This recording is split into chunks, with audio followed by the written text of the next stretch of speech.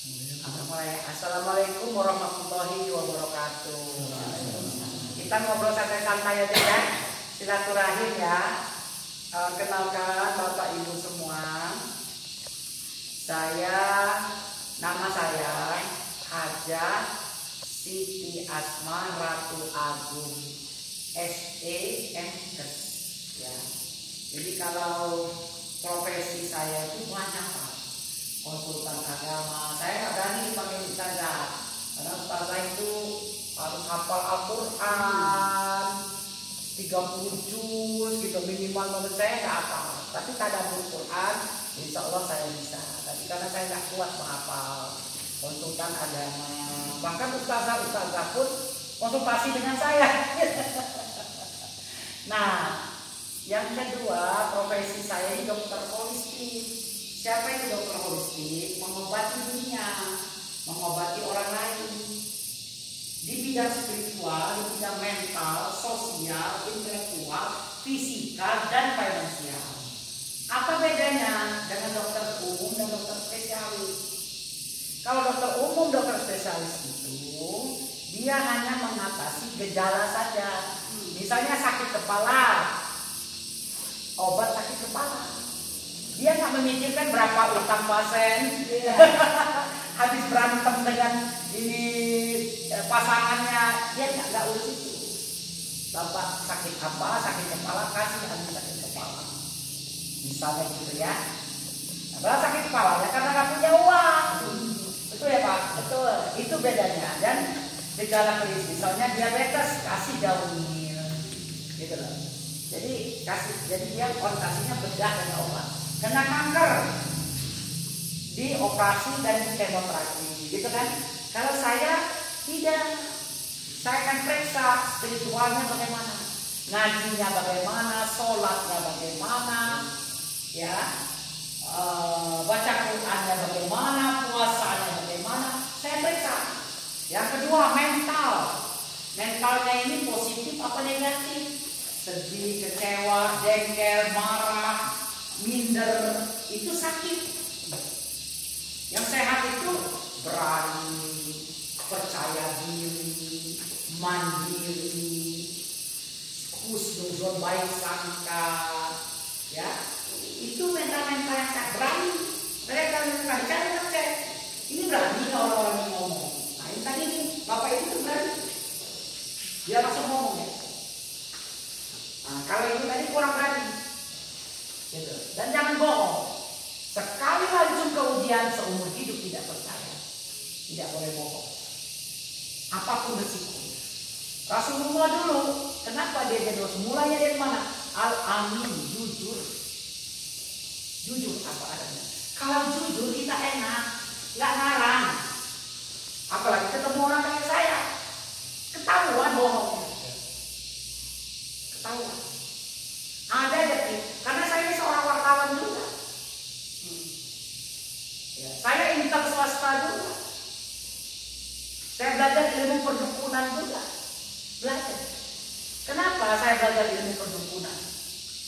Ilmu metafisika, ilmu goib. Supaya saya tidak ditegur orang. Kalau kita belajar ilmu maling, kita tahu cara maling. Ya. Supaya kita tidak dimaling. Kalau kita jahat, kita maling. Ya kan? Saya belajar ilmu maling, ya, ilmu merampok. Itu supaya saya tidak dirampok. Contoh, kalau anak sarjana jangan berdua, jangan satu. Cari kawan. Kenapa? Terjadi apa-apa ada saksi. Nah itu kan ilmu kejahatan ya. Kita belajar. Ya, saya itu bedanya dokter spesialis sama dokter holistik. Mental ya, mental itu harus berani. Tapi kalau takut, malu, segan, nggak enak, iri, dengki, sombong, ya. Ini kan di video ini. Nanti saya upload ke YouTube. Ya. Nanti saya pilih. Ini semua harus punya IG, harus punya IG. Bapak kalau nggak tahu, minta ajarin anaknya. Ibu kalau tahu minta ajarin nak. Ini kata Bunda Ratu, saya IG, saya harus punya TikTok, saya harus punya YouTube, harus berubah. Jadi Bunda Ratu itu kerjaannya ini HP-nya ada 4. Ini 2, bukan suatu 2, 5, ya 5. Jadi karena Bapak pun di grup, saya belum pernah ketemu dengan beliau, tapi sudah seperti saudara. Kenapa hati yang tersambung? Coba, belum pernah ketemu di grup, chatting belum sampai seminggu. Coba, digerakkan Allah. Siapa menggerakkan Allah? Kenapa hati? Karena beliau orang baik. Hati saya tersambung. Jadi saya itu bisa tembus hati. Bukan tembus pandang, enggak. Tapi hati saya bisa membaca. Kenapa hati kita membaca? Karena kita berjuang untuk hati kita bening, tulus, ikhlas. Karena Allah, ya Allah, izinkan saya berangkat ke Sumedang, mau ke SMK Agro, ke Pak siapa nama Pak Usman. Pak Usman, ke Pak Usman. Dia butuh pertolongan, izinkan saya ya Allah. Saya kan bisa nolong tenaga, waktu, pikiran. Kalau ada uang saya beri uang, relasi ya Pak ya, doa ya Pak. Kan silaturahim itu menyumbang berbanyak rezeki ya Pak. Dan saya nggak mau ngawang-ngawang, saya nanti Bapak terkaget-kaget. Tapi maksud saya, maaf ya, Bapak Ibu sudah didatangi sama guru berenang sekarang ini, tingkat nasional. Karena saya, alhamdulillah, saya pengusaha sukses. Gitu. Kalau tahun 2002 sudah punya jaguar 1 miliar, berarti sukses kan? Belum ada kalau orang punya jaguar, saya sudah punya jaguar. Jadi kalau kata orang-orang, kata tetangga saya, Bunda Ratu, saya bangga dengan Bunda Ratu. Itu tahun 2002, bangga saya. Kenapa bangga?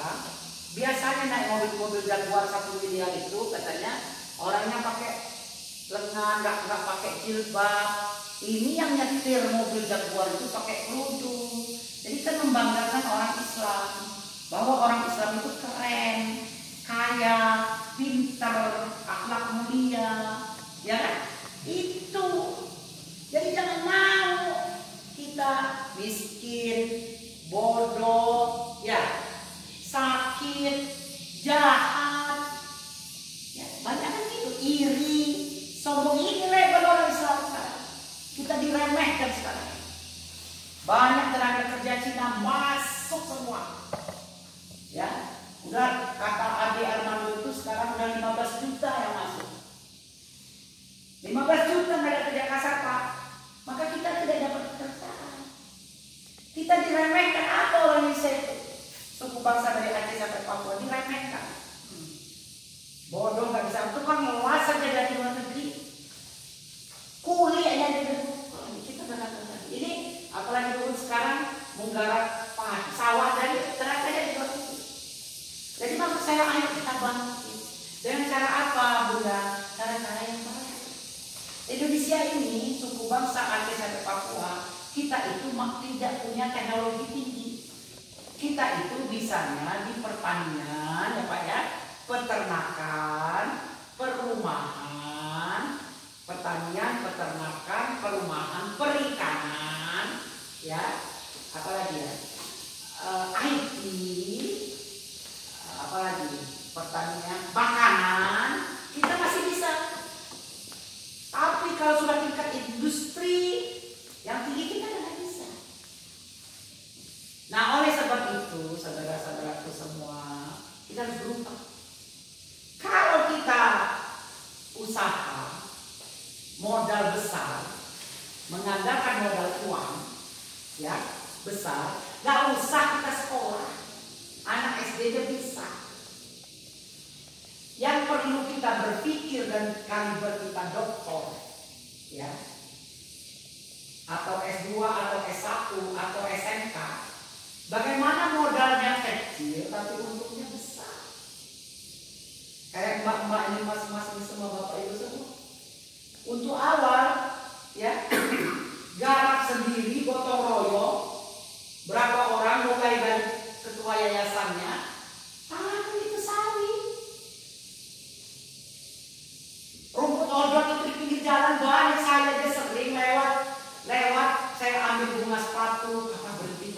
Di mobil saya itu ada golok, ada gunting, ada pisau, ada arit, ada senapan angin, ada kasur, ada kompor, ada lumpang, ada panci, ada semua. Nah, tapi ini karena kami itu mau pesta nanti ini nggak bawa macam-macam, tapi bawa bumbu soto sama bumbu soto segar, sama bumbu sate, sama bumbu sop, sama bumbu semur. Karena bumbu satu itu bisa sop, bisa sate, bisa semur. Yang satu lagi itu bumbu soto segar yang 8.000. Nah, sekarang saya mau bangun dulu ya. Jadi sekarang jangan berpikir nyodor-nyodor proposal, cari-cari donatur, ya udah nggak zaman lagi. Orang menolak begitu nggak ada lagi Pak. Orang mau beli ini nggak ada. Jangan pikir-pikir ini dijual, nggak ada yang mau beli. Bapak jangan pikir-pikir ada orang mau donatur, nggak ada. Tapi kalau relasi ke pemerintah sudah saya sambungkan, oke? Nah, jadi apapun paradigma pola pikir yang harus kami bangun, satu, kerjakan sendiri. Seluruh komponen mulai dari ketua yayasan sampai ke tukang sapu, ayo kerja. Langsung tanam itu sawi sama kangkung. Bibit sawi di kampung dapat. Cari anakku pakai mobil ibu ini, taruh di belakang bibit odol, cari pinggir jalan. Dan murah juga untuk odol. Tanam. Bibit jagung tanam. Oke? Ya. Jadi sawi tadi. Yang kedua, satu lagi cengek. Beli bibit sendiri, semai sendiri. Ada teman saya di Cilacap, pinggir jalan dia tanam. Gila. Jadi dia jual bakso, pinggir jalan dia tanam itu cabai cengeknya, cabai rawit. Panen Pak, saya beli 5 kilo, harganya di Cilacap 25.000. Cengek itu nomor 1. Dia tidak akan pernah turun di bawah 10.000. 10.000 kita masuk untuk naik terus. Cengek itu Pak, cengek itu jangan berpikir. Ya. Kemana pun jual? Ke pasar dulu sebelum relasi kita punya. Nanti bapak ibu datang ke tukang bakso, sawi kan ke tukang bakso, bikin toge Pak, toge bisa bikin toge, lihat di YouTube. Ya. Nah ini saya ingin pengen bangun paradigma. Jadi paradigma barunya mulai dari diri sendiri dulu. Mulai dari tenaga diri sendiri dulu. Kayak suami saya di belakang rumah. Ya. Saya kalau bikin pecel itu petik sendiri, jangan upaya. Gitu. Cabai rawit petik. Kamu pakai pandan, Pak. Pakai pandan. Kamu jangan beli Sariwangi. Itu cara menghematnya. Jadi mulai sekarang sejak ketemu Bunda Ratu, tehnya pandan, tulis. Sama bunga sepatu, sama daun singsa.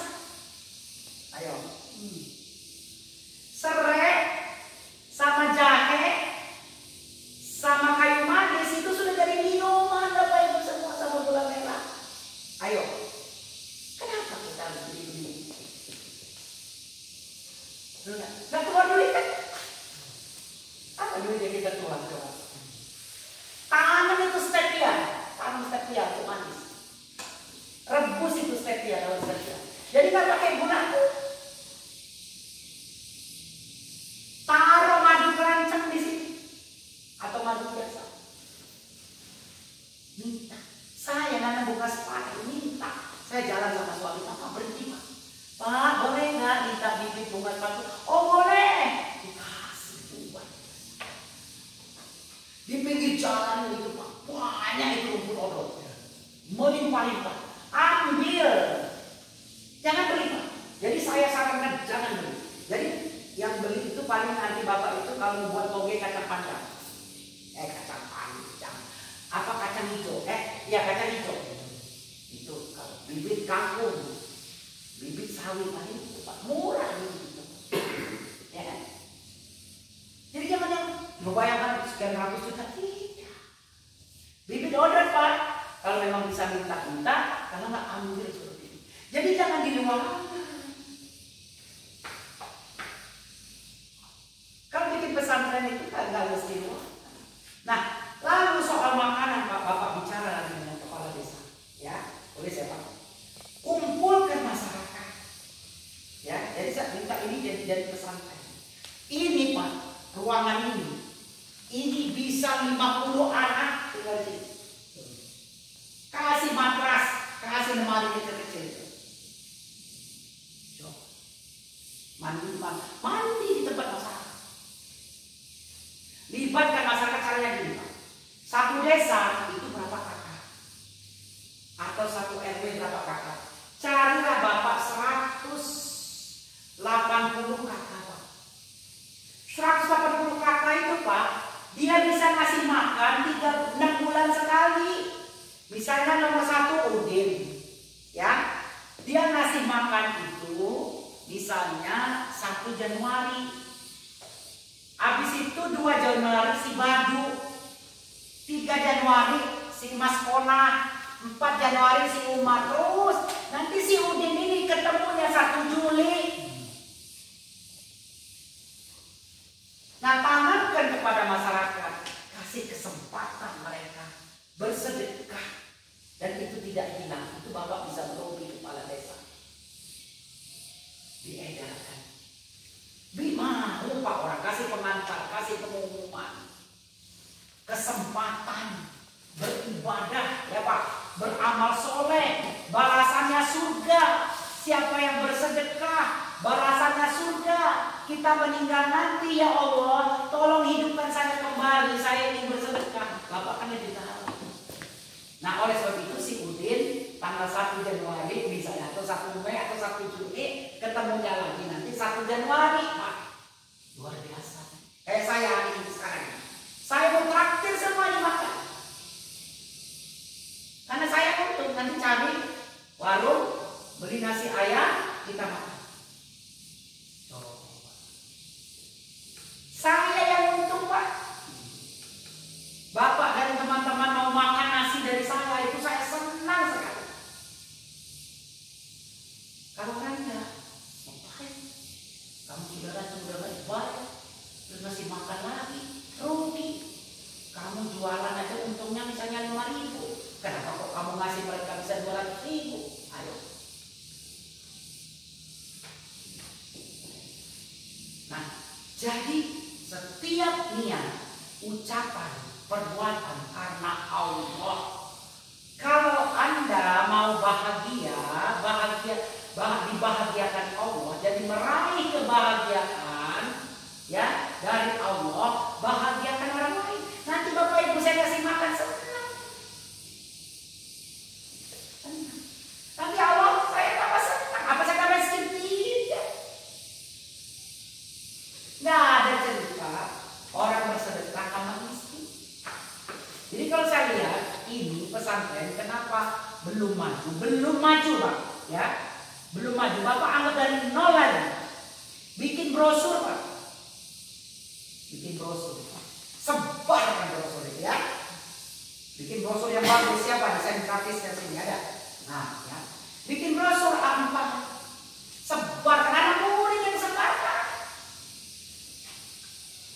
Ya, brosur. Yang kedua bikin YouTube. Semua kamu bikin YouTube, channel YouTube. Yang ketiga IG, 4 Facebook. Bahasa-bahasa yang hiperbol. Ayo masuk pesantren agro, akan dididik menjadi orang kaya yang banyak zakatnya, berakhlak mulia, cerdas, taat orang tua, sederhana. Apa nggak luar biasa? Merinding. Murah, yang yatim, yang miskin gratis, tidak bayar. Nanti kan dia akan kerja Pak di sini. Ada hasilnya. Nah, jadi kan banyak ke teori. Jadi sungguh celaka orang yang mengatakan sesuatu yang tidak dia perbuat.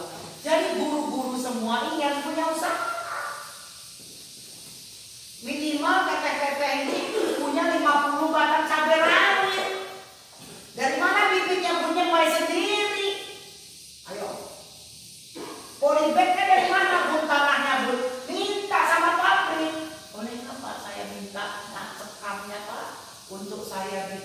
cabai?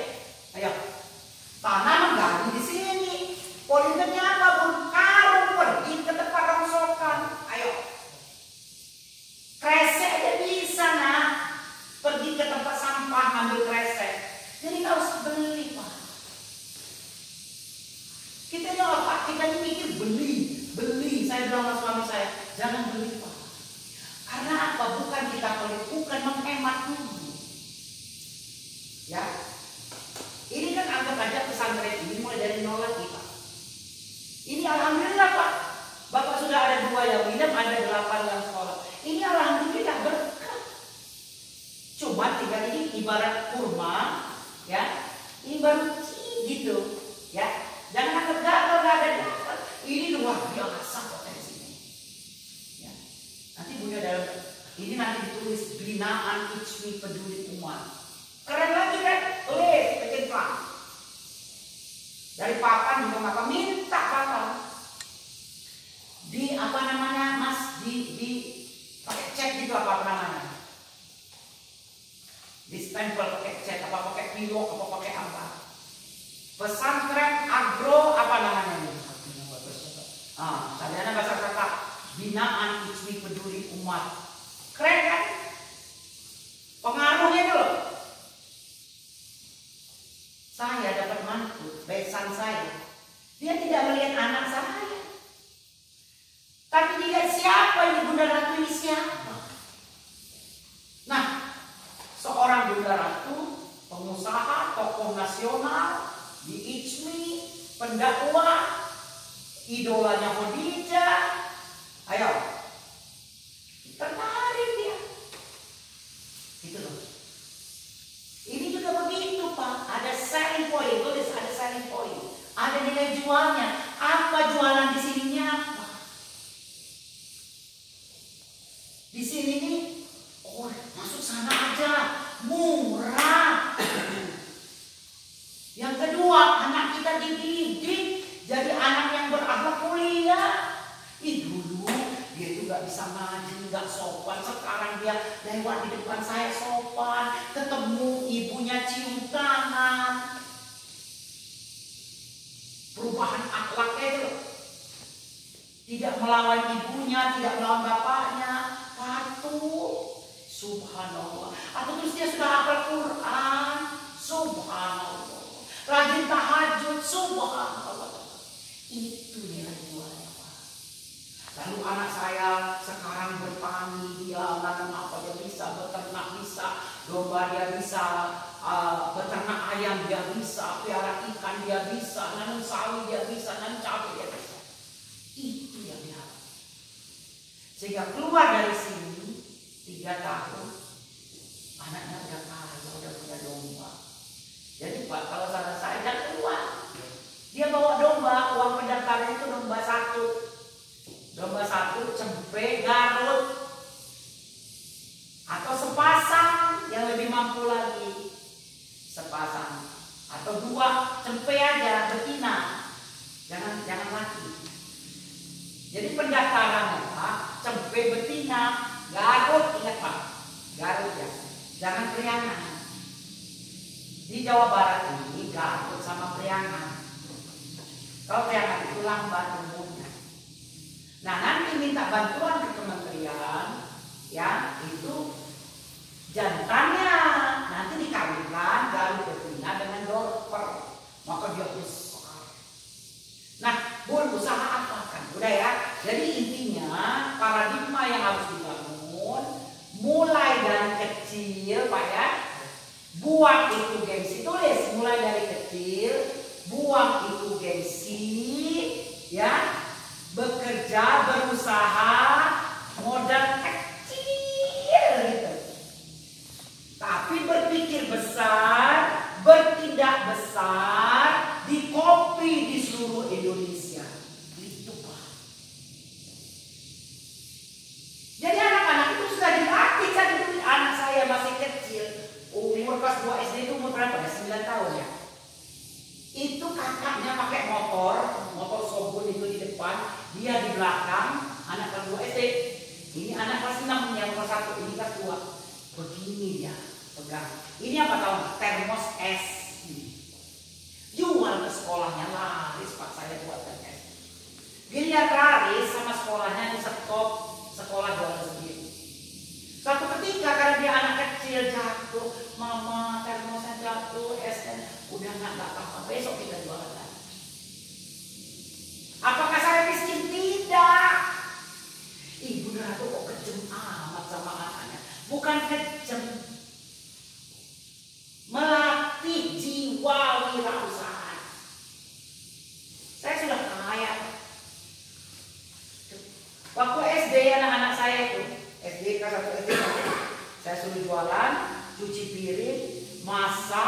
cuci baju, ayo. Jadi anak-anak yang masuk sini harus dites dulu cara mandinya bagaimana, ya, berdoanya bagaimana, masuk kamar mandi berdoa apa, bangun tidur bagaimana, itu harus karena di rumah belum tentu. Jadi sudah ada pokoknya. Sholatnya bagaimana? Nggak apa-apa, kalau yang kecil nggak apa-apa, Pak. Nggak apa-apa. Lebih baik satu, Bapak dan satu tumbuh tapi luar biasa daripada 100 ngabal-ngabal. Karena Bapak ini butuh jadi teladan. Ini jadi teladan. Jadi tadi paradigmanya itu ya Pak ya, modal sekecil-kecilnya mulai dari diri sendiri, ya Pak. Jangan narik-narik donatur, tapi kita bekerja sama dengan pemerintah. Pemerintah aja yang bisa sekarang. Karena terurus Pak. Jadi di negara kita ini kenapa pribumi ini kesulitan keuangan? Karena proyek-proyek nasional itu besar-besar tempat itu kontraktornya orang Cina, pemodalnya orang Cina, tenaga kerja pemodal berarti untungnya lari ke Cina. Terus untungnya masuk ke Cina, pergaulannya masuk Cina. Kita nonton. Ya kan, mesti kan orang kita. Apa kata petinggi negara kita? Orang kita ini bodoh-bodoh. Nah sekarang jangan mau jadi orang bodoh. Ya, jangan narkoba, jangan begadang. Ya. Gitu, jadi paradigma yang harus dibangun sekarang, ya. Di sini sekolah ini melahirkan ya kader dakwah yang akhlak beriman berakhlak mulia, ya, beriman berakhlak mulia, tulis ini, beriman berakhlak mulia, ilmunya banyak dan tinggi, belajar politik, ekonomi, sosial, budaya, pertahanan, keamanan, pendidikan, kesehatan, pertanian, peternakan, dipelajari semua. Itu yang saya lakukan, Pak. Bapak mau ngobrol sama saya, ayo ngobrol percintaan, rumah tangga. Nah, jadi anak-anakku, kalian ini yang masih single, pacaran setelah menikah. Pegang-pegang tangan, telepon-teleponan, cium-ciuman, itu zina sebelum menikah. Jadi ya, jangan pacaran. Anak saya tanggal 5 saya komunikasi dengan ibunya, tanggal 11 ta'aruf, tanggal 17 melamar, tanggal 8 menikah. Jadi dari tanggal 5 sampai tanggal 8 itu tidak pernah mereka itu berkomunikasi. Jadi ketemu mereka itu waktu ta'aruf, ketemu lagi waktu melamar, ketemu lagi waktu pihak desa mau melihat rumah saya, ketemu lagi terakhir menikah. Tidak pernah mereka telepon. Saya nggak boleh dan anak saya nggak mau. Kenapa? Ketika sudah ta'aruf, saling suka, ngelamar, kalau telepon zina, nanti apa sayangku? Nah, ya, nggak boleh sama saya. Justru besan saya senang. Bunda Ratu itu strike, ketat, tapi humor, suka canda, tapi tegas dalam penyampaian, tegas dalam keputusan, lembut dalam penyampaian. Jangan terbalik. Ingat ya, paradigma yang dibangun mulai dari diri sendiri. Kalau tangan kita takut kotor, pakai sarung tangan. Ya. Jadi seluruhnya Pak. Jadi learning by doing, belajar dan melakukan. Dan edutainment, education and entertainment. Bila perlu nggak di sini, dibawa mereka kemana? Misalnya mau ternak domba, magang mereka di situ Pak selama 1 bulan. Magang 1 bulan. Karena Bapak kan belum punya. Mau ternak ayam, bawa mereka ke ternak ayam, magang mereka 1 bulan. Jadi mereka mau apa lagi? Kalau misalnya ini pertanian, misalnya sawi, kalau di YouTube banyak Pak. Cara nanam sawi, cara nanam kangkung, cara nanam bayam, banyak sekali di YouTube itu. Betul nggak Pak? Ternak ayam kampung. Nah, magot itu penting sekali Pak. Pernah ada magot kan?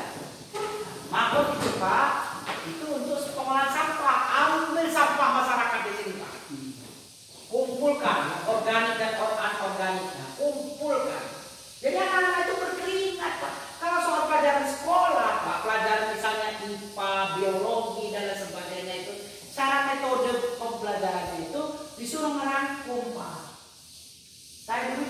Demak, saya dulu guru, jadi dirangkum. Nah, ketika kita merangkum literatur itu, Pak, kita belajar. Misalnya dia 16 bab, misalnya ya. Itu cukup 2 kali pertemuan, Pak. Selesai. Dan anak-anak itu jangan dikasih PR lagi. Bila perlu gini, pertemuannya itu misalnya 16 kali bisa, ya. Pelajaran itu ya, 1 semester. Berapa kali Pak pertemuannya 1 semester? Ya. 1 mata pelajaran. 16 ya. Nah, jadi anak-anak itu selang-seling. Pertemuan pertama, perkenalan, rangkum semua ya nak. 16 bab itu 8, rangkum. Besoknya kita minggu depan kita diskusi. Ya. Oke? Nah, itu pertemuan kedua. Pertemuan ketiga, rangkum nak 8 sampai 16. Di sekolah itu. Jangan dibawa ke rumah lagi, Pak. Kalau dibawa ke rumah gila nanti anak itu.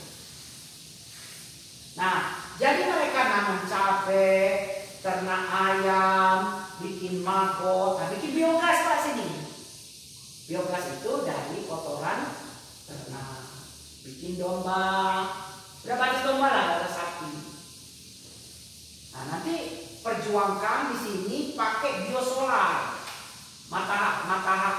Energi matahari. Nah, jadi nggak ada yang beli, nggak ada yang